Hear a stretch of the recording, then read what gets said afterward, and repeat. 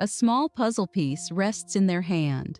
Their eyes drop, and then the words slip out, "I can't do it." But what if that moment isn't about ability? What if it's about belief?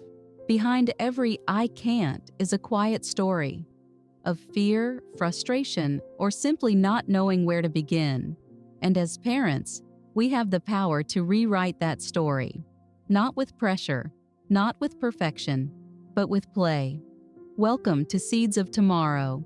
In this episode of Play to Grow, we'll explore how simple games can turn self-doubt into small wins and help your child say, "I'll try," with confidence.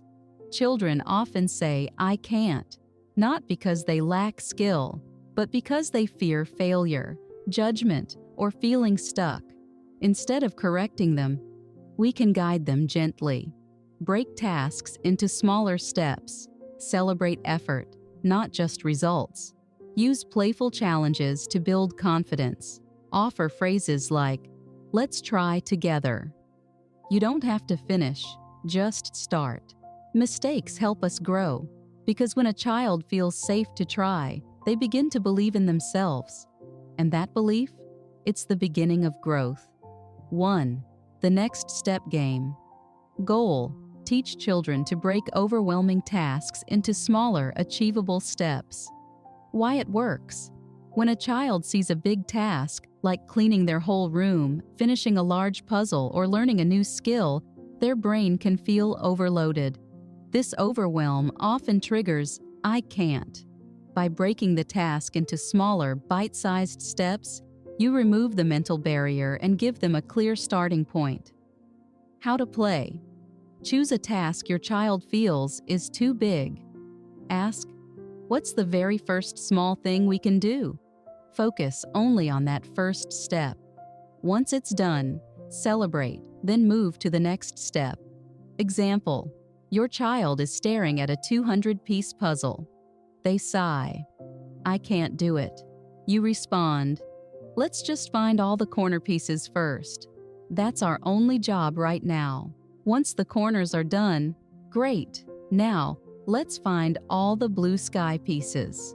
Parent tip: use this game for chores, homework, or even emotional challenges.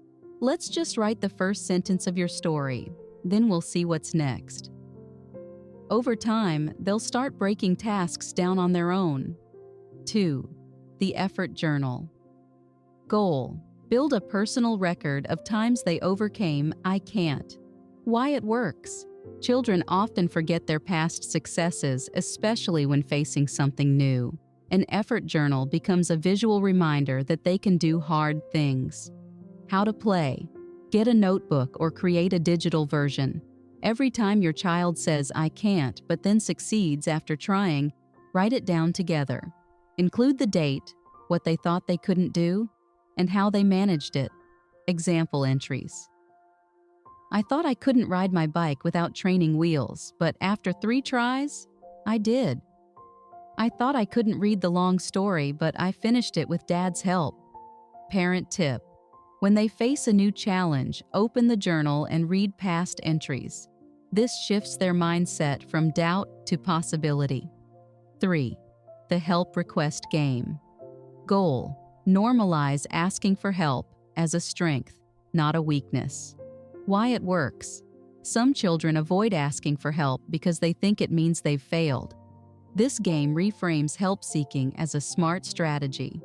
How to play. Set up an activity, like building with blocks or baking cookies, where you intentionally make one step tricky. When they get stuck, prompt them. In this game, if you get stuck, you can say, "Can you help me?" Celebrate when they ask for help. Example: during Lego building, hide one piece in a funny place. When they can't find it, they practice saying, "Can you help me find it?" You respond with enthusiasm. Great job asking for help. Let's look together. Parent tip: later, in real-life situations, like at school, remind them. Remember the help request game? You can use it here too. 4. The reverse challenge. Goal: teach that mistakes can lead to creativity and growth. Why it works. Fear of making mistakes often fuels "I can't." By turning mistakes into playful opportunities, you remove the fear. How to play. Choose a creative activity: drawing, building, storytelling. Intentionally make a mistake and challenge them to turn it into something new. Praise their creativity. Example: while drawing, make a random squiggle and say, "Oops, what could this be?" They might turn it into a dragon's tail or a river. Laugh together and keep going. Parent tip: this works brilliantly in cooking. We spilled some flour. How can we make it part of the fun? Or storytelling: the hero forgot their shoes. What happens now? 5. 3 golden tries. Goal: build persistence before giving up. Why it works. Many children stop after one failed attempt. This game sets a clear, playful rule.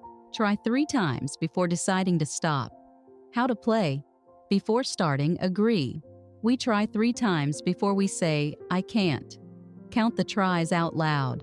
Celebrate effort even if they don't succeed. Example: shooting a basketball.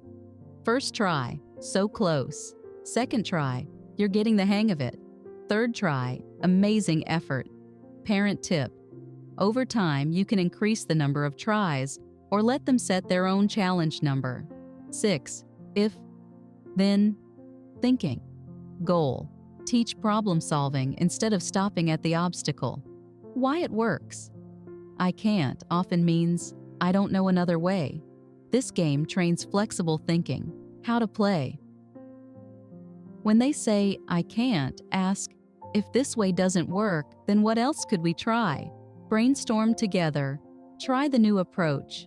Example: they can't open a jar. If your hands can't open it, then what could we use? They might suggest a towel for grip or asking someone stronger. Parent tip: model this in your own life. If the bus is late, then we can walk to the next stop. 7. The Little Hero Game. Goal: use imagination to boost courage. Why it works. Role play helps children step into a braver version of themselves. How to play. Before a challenging task, invite them to become a hero. Give them a prop: cape, hat, badge. Describe the mission in exciting terms. Example: today you're the hero who builds the tallest tower in the kingdom. Heroes never give up after the first try. Parent tip: this works for social challenges too. You're the hero who welcomes the new kid at school. Final takeaways for parents. Praise effort over outcome. "I love how you kept trying" is more powerful than "good job." Use positive language. Replace "that's too hard" with "let's try together." Be the role model. Show your own persistence and problem solving. Make it playful. Play removes pressure and invites curiosity. Every "I can't" is not the end of the story. It's the opening line of a chapter where your child learns about courage, patience, and the magic of trying again. Through games like the Next Step game, the Effort Journal, and the Little Hero, we're not just teaching skills, we're shaping a mindset that says, "I don't have to be perfect. I just have to start." And here's the truth. Confidence doesn't arrive in one big leap. It grows quietly, step by step, in living rooms, backyards, and bedtime conversations. It grows every time you celebrate effort over outcome. It grows every time you turn a challenge into play. So the next time you hear "I can't," take a breath, smile, and remember, this is your moment to plant a seed of belief.